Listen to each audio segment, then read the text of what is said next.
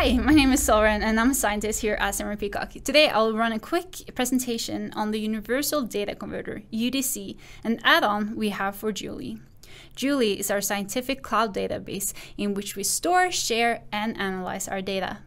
The UDC converts raw data from scientific measurements into files such as Excel, CSV, and text files for easier access and for it to be easier to process the data. Here's a quick demonstration on how to use the UDC app. You will access Djuli, where you will click the add-on symbol. This will take you to the UDC page. Here you can choose a file.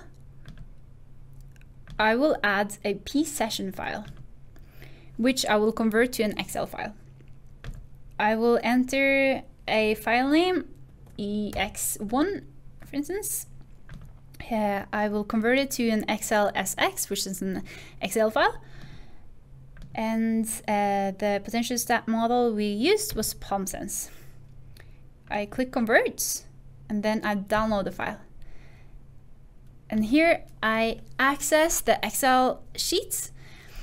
And as you can see from the data, we have two different sheets here. So the data has separated itself into two different sheets because this data in particular consisted of two different data sets.